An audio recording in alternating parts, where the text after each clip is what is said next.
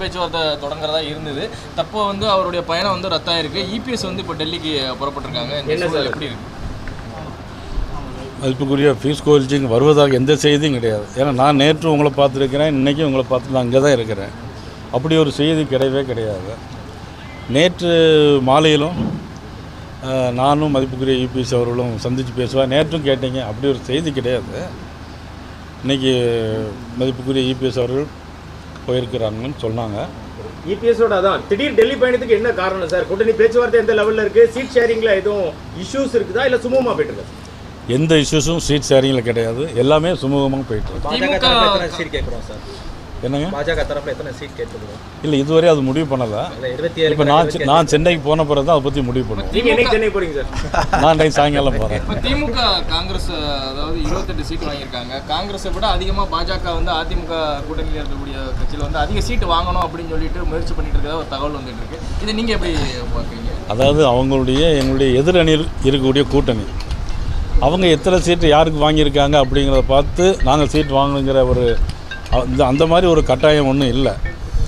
But நாங்கள் என்னங்கிறது இனிமேல் தான் முடிவு பண்ணுவோம். அதாவது நீங்கள் உங்கள் தேசிய ஜனநாயக கூட்டணி பலம் வாய்ந்த கூட்டணியாக இருக்குன்னு சொல்லிட்டு இருக்கீங்க. இப்போ இந்த மேலும் பலம் சேர்க்கும் விதமாக வந்து புதிதாக கட்சி துவங்கிக்கூடிய சசிகலா அம்மையாரை வந்து நீங்கள் தேசிய ஜனநாயக கூட்டணியில் இணைக்கிறதுக்கு ஏதாவது முயற்சிகளை மேற்கொள்றீங்களா? அதாவது என்னென்னா, எங்களுடைய கூட்டணி பலம் வாய்ந்த கூட்டணி.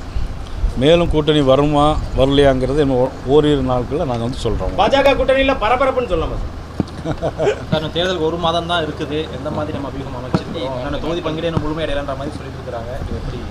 இல்லை, முழுமை அடையலை அப்படிங்கிற மாதிரி சொல்ல வேண்டிய அவசியம். நாங்கள் ஏற்கனவே முழுமை அடைஞ்சிட்டு இருக்கிறோம். தொகுதி பூர்த்தி அடைஞ்சிருக்கிறோம். தொகுதி பேசி முடிச்சாச்சு. அதை பற்றி சொல்கிறேன் உங்களுக்கு. நடிகர் விஜய் அவர்கள் தொடர்ந்து வந்து ஒரு பரபரப்பை ஏற்படுத்தியிருக்க பேச்சாக இருக்குது. இப்போ பாஜக வந்து எங்கள்கிட்ட முயற்சி பண்ணாங்க, ஆதவர்ஜினா சொல்லியிருக்காரு. அதாவது 2 வருஷமாக வந்து முதலமைச்சர் தாரோம், துணை முதலமைச்சர் தாரோம் அப்படின்லாம் பேசினாங்க. ஆனால் நாங்கள் உடன்படலை அப்படின்லாம் சொல்லிட்டு இருக்காரு. நீங்கள் ஒரு மாநில தலைவராக இருந்திருக்கீங்க, உங்களுடைய அது எப்படி நீங்கள் முயற்சி பண்ணீங்களா இல்லையா? அதாவது ஒரு மாநில தலைவருங்கிற முறையில் நான் இதுவரையிலும் யாரிடம் பேச்சுவார்த்தை நடத்தலை.